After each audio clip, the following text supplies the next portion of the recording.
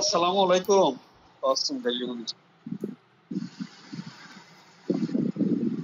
সবচেয়ে ভালো আছেন?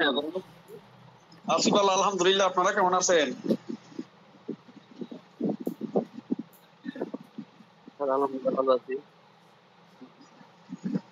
আপনাদের কি অবস্থা পড়াশোনার? আপনারা তো পড়াশোনা করতেছেন না।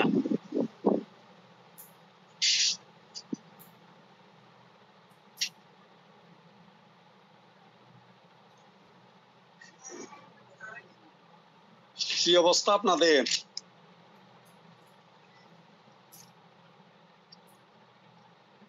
কথা কি শোনা যায়? জি স্যার, শোনা যাচ্ছে। ক্লাস তো আজকে তো বাসায় আমার নিজের স্যারে আসছেন। আমি যার কাছে পড়তাম উনি আসতেন বাসায়। যা হোক, বলেন কি অবস্থা? আমাদের সালাম দিন।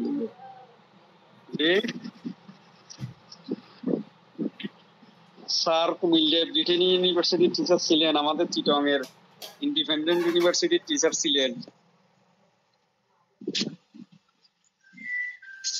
বলছি স্যার, আমাদের পক্ষ থেকে সবাই পক্ষ থেকে সালাম দিয়েন স্যার। শুনতেছে স্যার পাশে বসা। আসসালামু আলাইকুম স্যার। ওয়ালাইকুম সালাম। শিবলি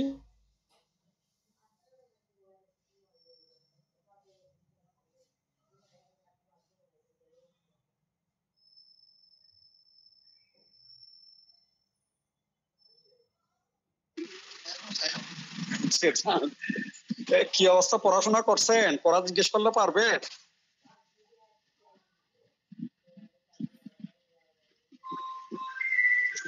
নাহিদ আপা কোথায় আছেন নাকি?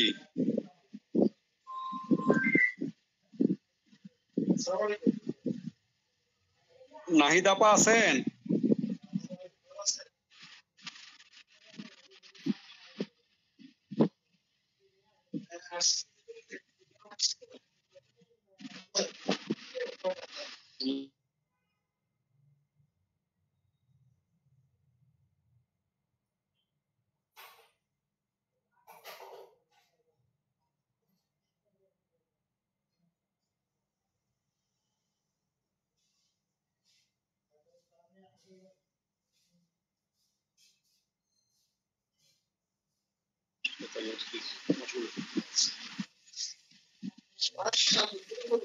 একশো চুয়ান্ন দ্বারা কেউ বলতে পারবেন? 154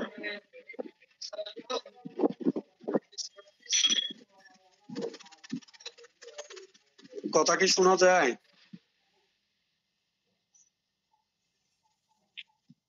জি স্যার, শোনা যাচ্ছে। হ্যাঁ, শোনা যাচ্ছে। এই যে পুলিশের ক্ষমতা নিয়ে পুলিশ কি কি ক্ষমতা এক্সারসাইজ করে আপনাদেরকে তো 154, 155, 56, 57, 58, 59, 60, 61, 62, 63 পর্যন্ত পড়াইছিলাম। পারবেন এগুলা? জি স্যার, একটু করবো। বলেন, একটা বলেন, যিনি পারবেন উনি বলেন, শুনি। আজকে শুধু পড়া নেওয়া, পড়া দেওয়া হবে না।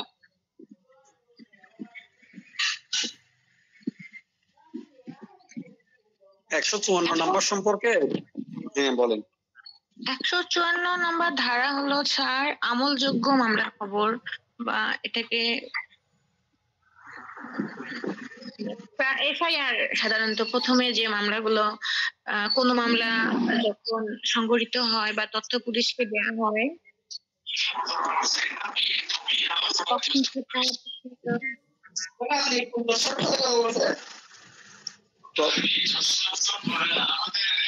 এটা হলো যে লিখিত আকারে পুলিশ বিবদ্ধ করবেন। এরপরে হলো যে ব্যক্তি তথ্য প্রদান করবে তাকে এটা পড়ে শোনাবে এবং এক কপি তাকে দিবে এবং তথ্যদাতা কপিতে স্বাক্ষর করবেন। এরপরে হলো যে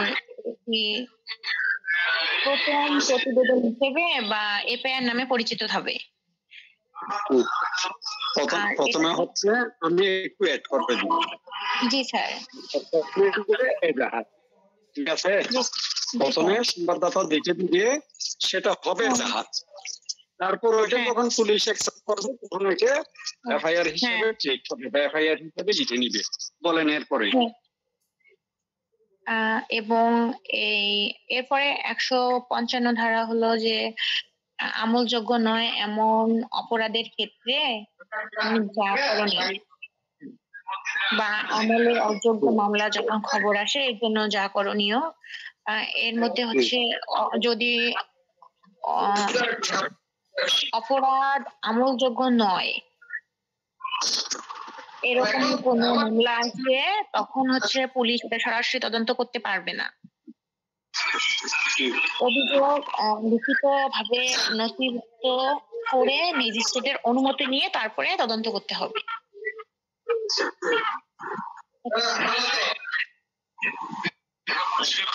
অনুমতি পেলে তদন্ত করতে এখানে অন্যান্য আমলযোগ্য অপরাধের মতো গ্রেপ্তারের ক্ষমতাটা থাকবে না।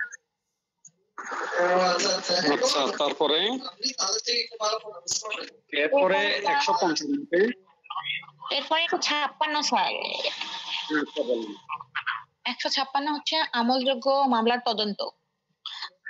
আমলযোগ্য অপরাধের যে তদন্তের ক্ষমতা কতটুকু রাখে পুলিশ এ নিয়ে কথা বলা হয়েছে।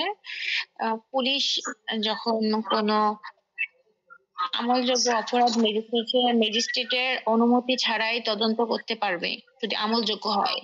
তদন্ত শেষ হলে পুলিশ এই প্রতিবেদন আদালতে দাখিল করবে এবং আমলযোগ্য অপরাধের ক্ষেত্রে তদন্ত এবং গ্রেপ্তারের ক্ষেত্রে পূর্ণ ক্ষমতাই পুলিশকে দেয়া হয়েছে। আচ্ছা, এরপরে হচ্ছে আমলযোগ্য অপরাধ সম্পর্কে সন্দেহের ক্ষেত্রে যেসব পদক্ষেপ গ্রহণ করবে পুলিশ। আমলযোগ্য অপরাধ সম্পর্কে থানাতে এজাহার আসলো কিন্তু এটা হচ্ছে সন্দেহ হবে যখন পুলিশের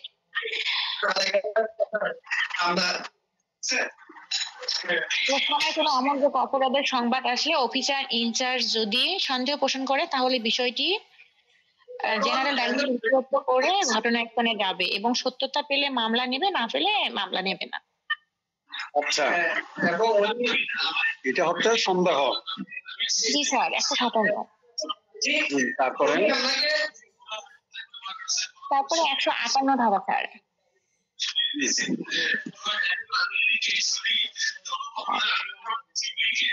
এটা হচ্ছে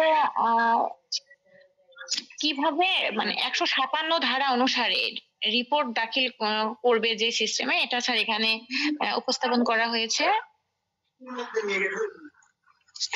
একটা মামলা তদন্ত কার্যক্রম শেষ হলে তদন্ত অফিসার ও ঊর্ধ্বতন কর্মকর্তা সেখানে স্বাক্ষর করবে। এটা স্যার। এরপরে আছে স্যার 159 নাম্বার স্যার। এখানে তদন্ত বা প্রাথমিক যে অনুসন্ধান করার ক্ষমতাগুলো থাকে পুলিশের এ নিয়ে কথা বলা হয়েছে স্যার। এরপরে স্যার 160 ধারা আছে পুলিশ অফিসারের সাক্ষী তলব করার যে ক্ষমতাগুলো এখানে উপস্থাপন করা আছে স্যার। আর 61 ধারা স্যার। এখানে পুলিশ কর্তৃক সাক্ষীদের সাক্ষী গ্রহণের যে ক্ষমতাটা এ নিয়ে কথা হয়েছে স্যার। 162 তো সেম অবস্থা স্যার। পুলিশের নিকট প্রদত্ত বিবৃতিতে স্বাক্ষর করতে হবে না, মানে পুলিশ যে আসামির কাছ থেকে বিবৃতি গ্রহণ করবে এখানে কোনো আসামি স্বাক্ষর করবে না, এখানে পুলিশই স্বাক্ষর করবে।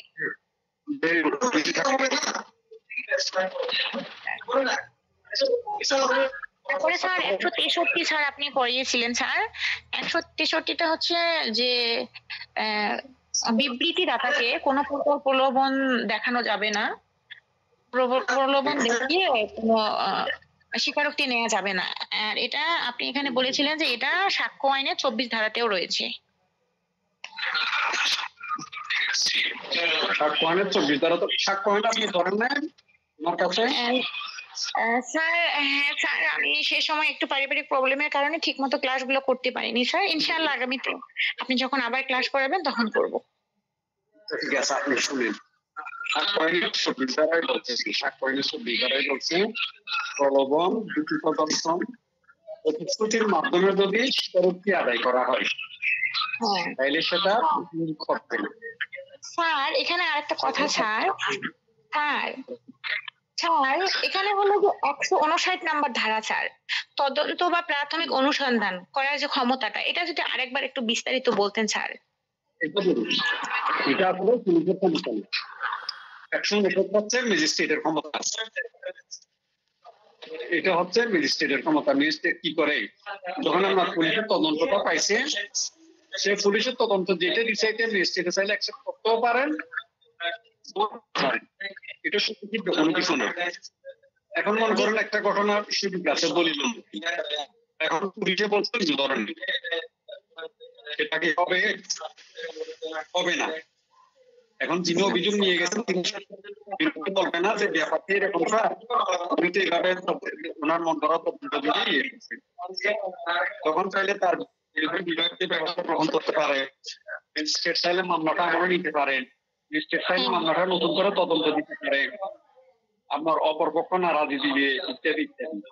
তো কিছু সিস্টেম এখানে ওইটাই বলছে, ওই জায়গায় সংক্ষেপে বলছে যে আপনার ম্যাজিস্ট্রেটে অনুসন্ধান করতে পারবে এই ঘটনা সম্পর্কে প্রাথমিক অনুসন্ধান করতে পারবে।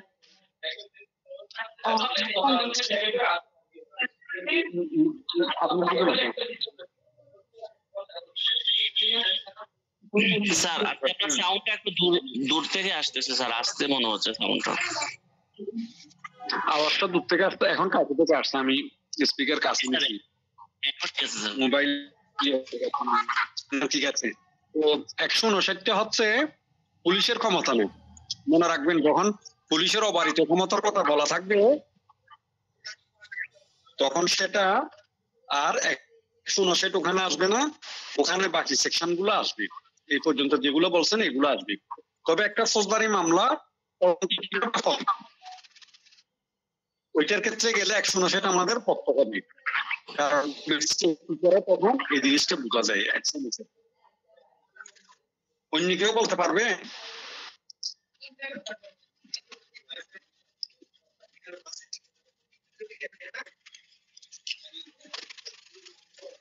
অন্য কেউ একজন বলতে পারবেন? সালমা আপা বলতে পারবেন?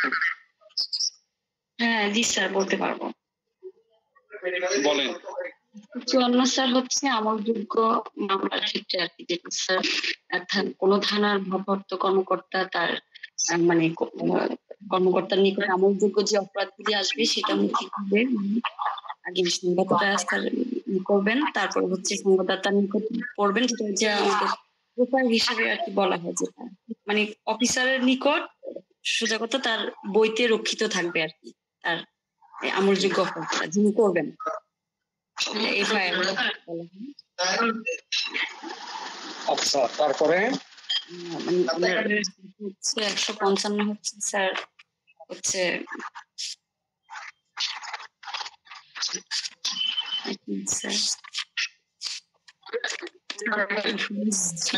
তারপরে আমলযোগ্য যে অপরাধগুলি স্যার হবে সেটা হচ্ছে মানে ম্যাজিস্ট্রেটের নিকট স্যার এটাই হবে আর কি স্যার। আসলে আমি একটু অসুস্থ তো ওইভাবে গুছিয়ে বলতে পারতেছি না। মানে সংবাদ মানে থানার ভারপ্রাপ্ত অফিসার যিনি, উনি যে আমলযোগ্য অপরাধ উনি এটা মানে ম্যাজিস্ট্রেটের নিকট স্যার প্রেরণ করবেন আর কি।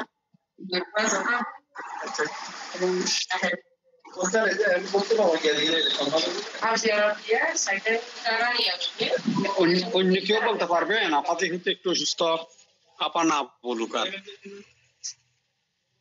ঈশিতা আপা পারবেন?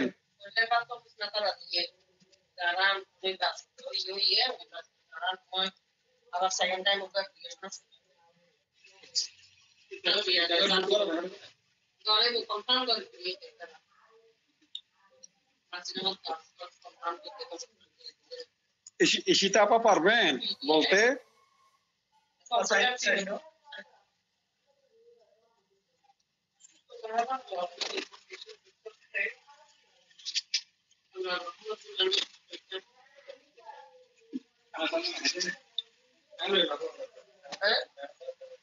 নাদির সাহেব পারবেন কিছু বলতে? আপনি মনে হয় আজকে ক্লাসে নতুন।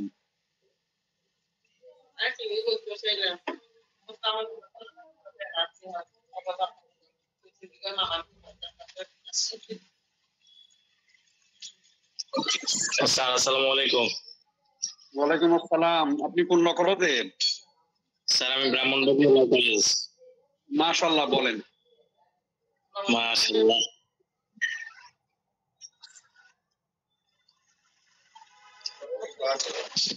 স্যার আমি পড়াগুলো আসলে দেখতে সময় পাইছিলাম না, অবশ্য একটু আগে থেকে দেখতেছিলাম আর কি স্যার।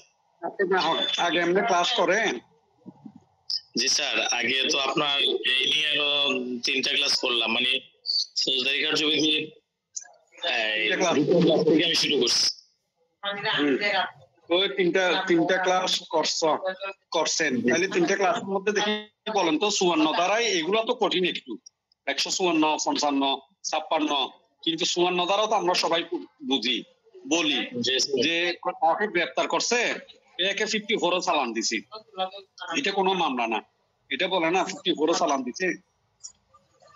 স্যার পুলিশ কর্মকর্তাকে পুলিশ 54-এ চালান দিতে পারে, ওইরকম কতগুলা বিষয় যেগুলো যদি কোনো মানুষের পরিলক্ষিত হয় পাওয়া যায়। প্রথমত স্যার আমলযোগ্য অপরাধ, দ্বিতীয়ত ঘর ভাঙার সরঞ্জাম,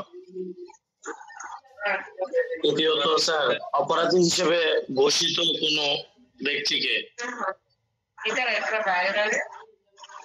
কোন সংগঠনকে অপরাধী হিসেবে ঘোষণা করলে বা কোনো ব্যক্তিকে অপরাধী হিসেবে ঘোষণা করলে, তারপর স্যার চোরাই মাল যার কাছে পাওয়া যায়। আচ্ছা, ভেরি গুড। তারপরে স্যার আইনসঙ্গত হেফাজত হতে পলায়ন করলে স্যার। পলায়ন নিয়ে 3টা পয়েন্ট বলছিলাম, পলায়নের 3টা পয়েন্ট।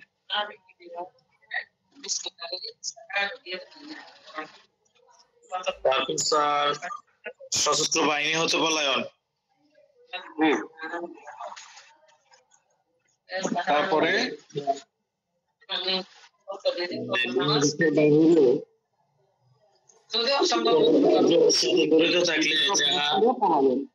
বিদেশে অপরাধ করলে আমলযোগ্য অপরাধ হইত। তারপরে স্যার ওই যে কোনো পুলিশ অফিসার কর্তৃক অন্য কোনো পুলিশ অফিসারের কাছে অনুরোধ পাঠালে অমুককে গ্রেপ্তার করতে হবে, এরকম কিছু স্যার। এটাকে বলা হয় রিকুইজিশন। Sir requisition. আর স্যার কোন মুক্তিপ্রাপ্ত আসামি 565(3) উপধারা অনুসারে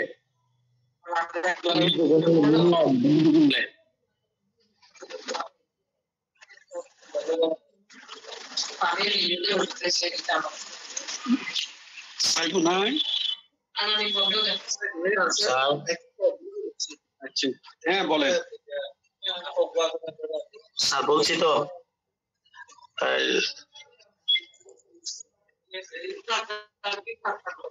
ভেরি গুড। আপনি পার্সেল মোটামুটি। এখন আপনাদেরকে অন্য একটা জিনিস বলি, ডেলি পরে পড়বেন, তখন হয়নি।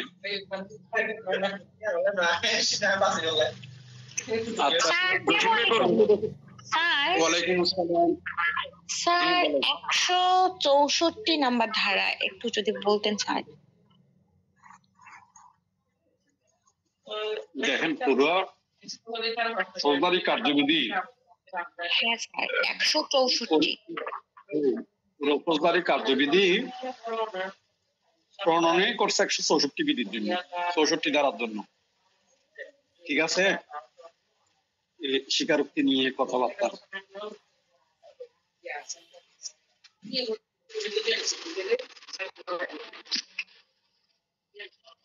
স্বীকারোক্তি নিয়ে কথাবার্তা আপনারা একটু নিদ্রা করে রাখিয়ে নেক্সট ক্লাসে আলোচনা করে দিব।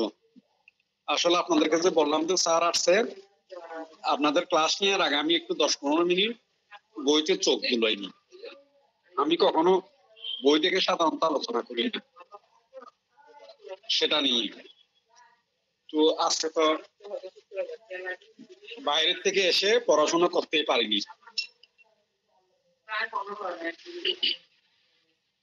তারপরে এটা নাম শুনে রাখেন, এটা হচ্ছে স্বীকারোক্তি নিয়ে কথাবার্তা। বইয়ের বাইরে গিয়ে যেভাবে কথাবার্তা বলি ততটুকু বলে দিই। এটা কি আপনাদের স্বীকারোক্তি নিয়ে কথাবার্তা। সে স্বীকারোক্তিটা কি?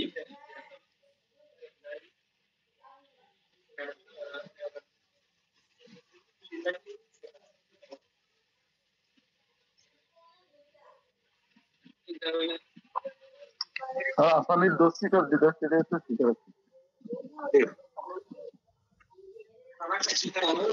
দোষ স্বীকার করা, দোষ স্বীকার, স্বীকারোক্তি, দোষ স্বীকার করা।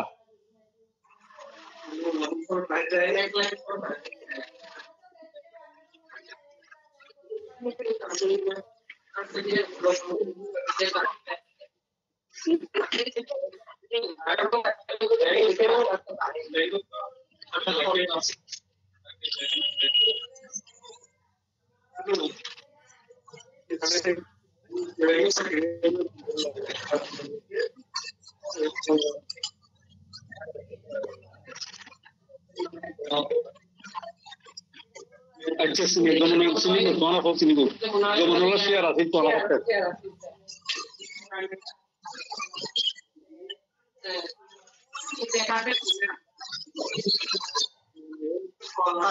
তো এই 164-তে আপনার কি করা হয়, যখন কোন আসামিকে গ্রেফতার করা হয় সে যদি স্বীকারোক্তি দিতে চায়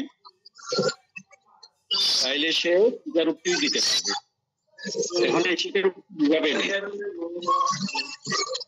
ও যদি পুলিশে গ্রেফতার করার পরে সে স্বেচ্ছায় বলে যে আমি স্বীকারোক্তি দিব, সেটা একটা।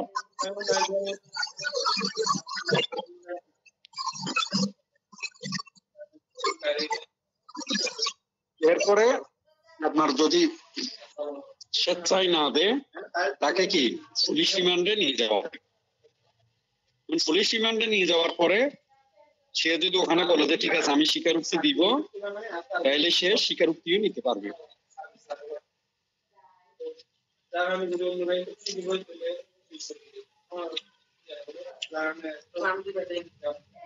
এরপর হচ্ছে এই স্বীকারোক্তি কে লিপিবদ্ধ করতে পারে।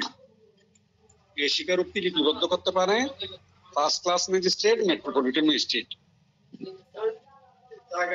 এটাকে লিপিবদ্ধ করতে পারে first class magistrate, metropolitan magistrate.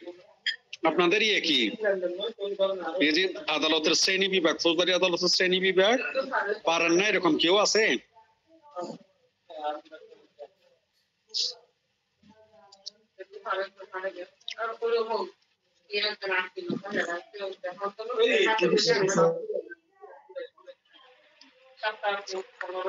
ফৌজদারি আদালতের শ্রেণী বিভাগটা বুঝেন না এরকম কেউ আছে?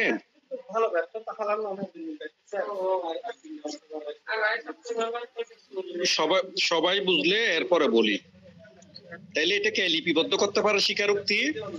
এইটাই হচ্ছে হেডলাইন। মূলত স্বীকারোক্তি নিয়ে আরো একটা সেকশন আছে 364। তো 364 হলো লিপিবদ্ধর পদ্ধতি, আর এই লিপিবদ্ধ কে করবেন সেটা বলছে 164-তে।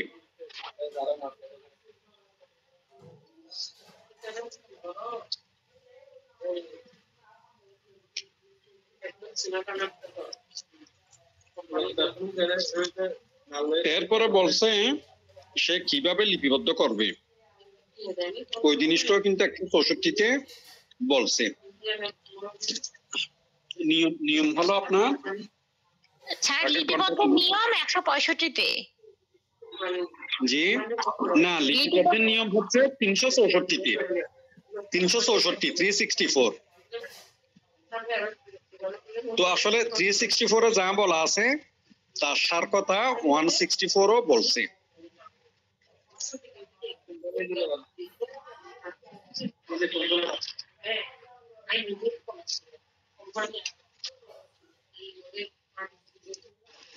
আপনার 164 এরপরে হ্যাঁ বলেন। স্যার একটা কথা বলতাম আপনাকে আমি স্যার। স্যার আমরা হচ্ছে কি স্যার বিগত যে একটা ক্লাস করেছেন আপনি 155 থেকে স্যার, তো যেটা সত্যি কথা অনেকে এটা কিন্তু ক্লিয়ার না স্যার। আপনি আমাদেরকে একটু কষ্ট করে 155 থেকে 158 পর্যন্ত একটু ক্লিয়ার করে দিন একদম আপনার ভাষায়, সংক্ষিপ্ত ভাষায় স্যার। আমরা নোট করতে চাচ্ছি, বইতে আছে বিশাল ভাবে স্যার। ওই ক্লাসটা করেছেন ঠিক আছে, কিন্তু গোলপাক খাওয়াই ফেলতেছি স্যার। স্যার মানে আপনি আপনার সংক্ষিপ্ত ভাষায় একটু বলেন 155 154 থেকে স্যার। বুঝছি আমি। আগে 164 যিনি আগে করছেন ওইটা একটু সংক্ষেপে বলেন। প্রায় শেষ। এখানে 164 এ তেমন কোনো কিছু নেই, এবং আইনি যেভাবে বলা আছে প্র্যাকটিক্যালি সেভাবে করে না। আইনে বলছে কি আপনার কেউ যদি 164 দিতে যায় তাকে 3 ঘন্টা বুঝাতে হবে, তাকে 3 ঘন্টা বুঝাতে হবে। এবং শেষ কথা হলো তুমি দিলে দিতে পারো, দিলে যদি না দাও আর দিলে তুমি কি হবে অপরাধী হিসাবে সাব্যস্ত হতে পারো, তুমি দণ্ড পরে যেতে পারো।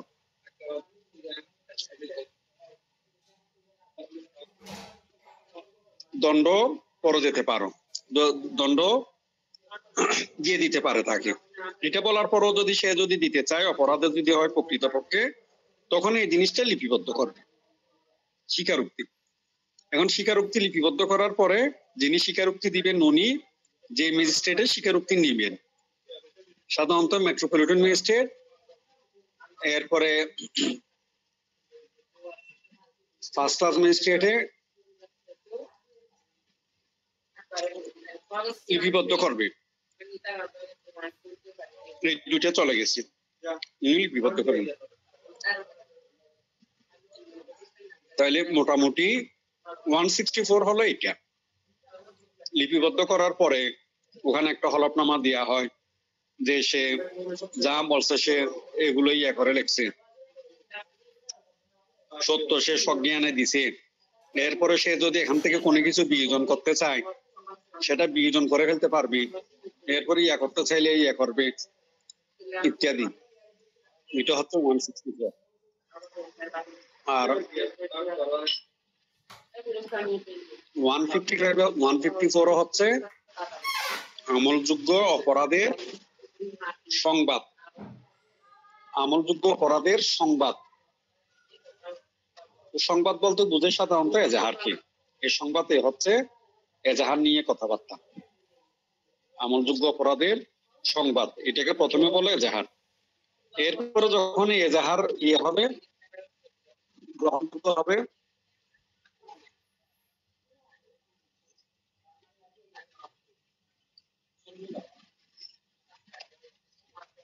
এরপরে সে যখন তারটা পুলিশ অপরাধ আমলে নিবেন তখন আপনার সেটা এফআইআর হিসেবে নিবেন।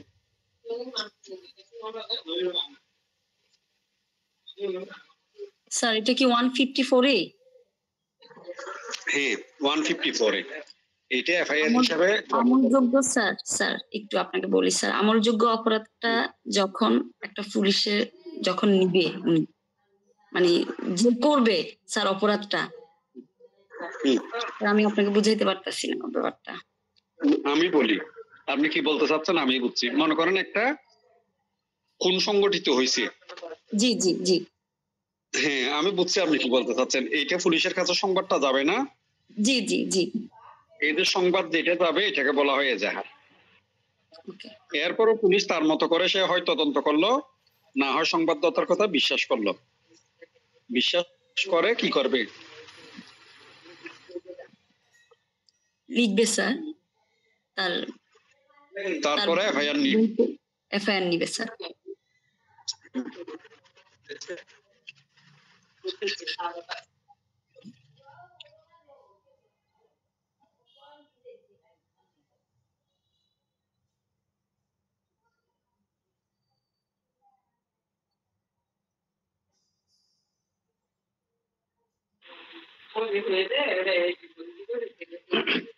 তারপরে হচ্ছে আপনার এই 154 এ যখন এফআইআর হয়ে যাবে তখন 156 অনুযায়ী কোন ম্যাজিস্ট্রেটের অনুমতি ছাড়া পুলিশে তদন্ত করতে পারবে।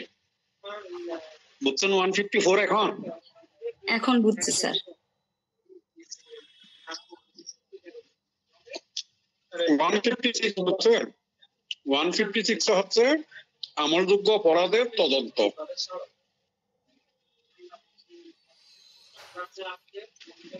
আর 155 মূলত মনে রাখবেন জিডি এন্ট্রি ধরে। এই যে আমরা সাধারণত জিডির সাথে পরিচিত সবাই, কারো কোনো সার্টিফিকেট হারিয়ে গেছে, কোনো মোবাইল হারিয়ে গেছে, আমরা কি করি? থানায় গিয়ে জিডি করি। কেউ ভয়ভীতি দেখাচ্ছে, থানায় গিয়ে জিডি করি না? জি জি, প্রাথমিক ডায়েরি যেটা, না general diary, sorry. General diary entry GD করি। এরপরে জিডি করার পরে দুইটা কাজ হয়। পুলিশ তদন্ত করে যদি কোনো কিছু পেয়ে থাকে তখন তাকে কার কাছে পাঠায়? ম্যাজিস্ট্রেটের কাছে পাঠাবে। এটা যিনি অভিযোগকারী আছে ওনাকে ম্যাজিস্ট্রেটের কাছে নিয়ে যাবে, যে আমরা তদন্ত করে এটা করছি, আপনি মামলা করবেন কিনা, অভিযোগ দিবেন কিনা। ঠিক আছে? তাহলে অভিযোগ দিলে ম্যাজিস্ট্রেটের কাছে অভিযোগ করতে পারে। এর তদন্ত একসাথে হয়ে গেল দিদি। আর সাধারণত আমরা মিলিয়ে যেতে চাই না, চুরির মামলা কেউ করতে চায় না, মোবাইল চুরি হলে কি কেউ আর মামলা করতে চায়? পুলিশের কাছে ল্যাপরেট করবে, করে না। সে কারণে ওইটা অ্যাপ্লাই হয় না। এরপরে 157 তো হচ্ছে যদি সন্দেহ থাকে যে আমলযোগ্য অপরাধ করছে কিনা, সেটা যদি সন্দেহ পোষণ করে তখন পুলিশে কি করে? পুলিশে হয় তদন্ত করবে, না হয় তদন্ত করবে না। এবং তদন্ত যে করতেছে না এটা এজাহারদাতাকে জানাই দিবে। জি স্যার, ক্লিয়ার। এরপরে হচ্ছে আপনার ওরা তদন্ত করে একটা রিপোর্ট দিবে না? জি। তদন্ত করে একটা রিপোর্ট দিবে। সেই রিপোর্টে মনে রাখবেন যখন কোর্ট থেকে তদন্তের জন্য বলে, পুলিশকে তদন্ত দুইভাবে হচ্ছে। একটা পুলিশ নিজে নিজে তদন্ত করে আমলযোগ্য অপরাধে, আর যখন আপনার সিআর মামলা হবে অভিযোগের মাধ্যমে আসবে তখন কোর্টে তদন্ত করতে বলে। ওই তদন্ত রিপোর্টটা দুটোটাতে, তদন্ত রিপোর্টটা দেওয়ার সময় উনি যে সহকারী পুলিশ সুপারের আন্ডারে থাকেন বা যে বিসিএস ক্যাডার যে কর্মকর্তার আন্ডারে থাকেন ওনার স্বাক্ষর নিয়ে এটা পাঠাইতে হয়। তদন্ত করে সে ঠিক আছে, কিন্তু এটা ওনাকে অবগত করতে হয়। এরপরে মামলার ক্ষেত্রে স্যার, জি এটা কি সিআর মামলার ক্ষেত্রে? দুটোটার ক্ষেত্রে। জি, আচ্ছা। দুটোটার ক্ষেত্রে পুলিশ স্যার থানার যে ওসি ওনাকে ইনফর্ম করে তারপর।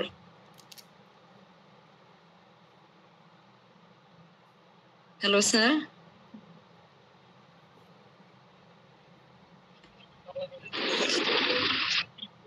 স্বাক্ষর নিলে উনি অবগত হচ্ছেন।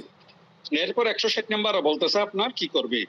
এই যে কোন একটা ওখানে সংগঠিত হয়েছে, যেভাবে আসবে আসুক, পুলিশের কাছ থেকে আসুক, ম্যাজিস্ট্রেটের কাছ থেকে আসুক, পুলিশ তদন্ত করবে। তদন্ত করতে গিয়ে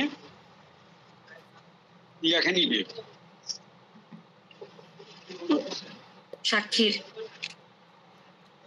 সাক্ষীদেরকে হাজির করবে। সাক্ষীকে জেরা করবে না, হাজির করবে, যারা না হাজির করবে। আচ্ছা, সাক্ষী বেঁধে দিবে, তাদেরকে হাজির করবে, সমন দিবে আর কি। পরে 161-তে সাক্ষীদেরকে পরীক্ষা করবে। এরপর পরীক্ষা করার পরে, পরীক্ষা করার বলতে আসলে প্রশ্ন জিজ্ঞাসা করা সাক্ষীদের কাছে ওই ঘটনা সম্পর্কে। এরপরে সাক্ষীদের কাছ থেকে কি পাইছে সেটা যে লিপিবদ্ধ করলো 120 ধারা অনুযায়ী ওখানে পুলিশে শুধু সাইন দিবে, কোন সাক্ষী ওখানে সাইন দিতে বাধ্য নয়, সাক্ষী সাইন দিবে না। এরপরে 163 অনুযায়ী প্রলোভন ভীতি প্রদর্শন, ওই কথাটা আপনার পুলিশে দেখাতে পারে না, প্রতিশ্রুতি দিতে পারে না, দিলে সেটা সহি শুদ্ধ হবে না, সেটা প্রাসঙ্গিক। আর 164 হচ্ছে এদের জবানবন্দি কে নিবে বা কে নিতে পারে, এই নেওয়ার ক্ষমতাটা কার আছে, এটা হচ্ছে 64। ঠিক আছে, আজকে এতটুকু থাকুক, আপনারা একটু নিজেরা পড়েন। ইনশাআল্লাহ ক্লাসে 167, তারপরে 173, 172, 172, 176, এই 5টা ধারা একটু পড়াশোনা করে রাখিয়ে, ওই ধারাগুলো তেমনই না, তারপর আমি বলে দিব।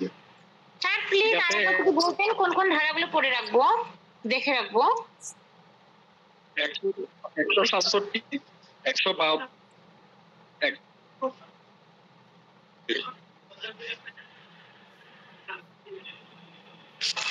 বুঝছে সবাই? স্যার আসলে একটু নেটওয়ার্ক সমস্যা হচ্ছে।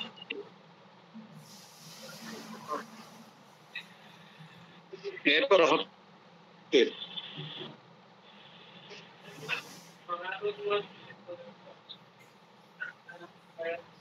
ঠিক আছে, তাইলে আল্লাহ হাফেজ। আসসালামু জি স্যার, আলাইকুম। Thank you.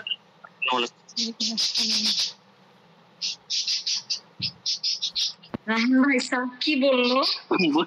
বুঝতে প্রশ্ন করেন না কেন আপনারা? বললাম না স্যার নেটওয়ার্ক সমস্যা।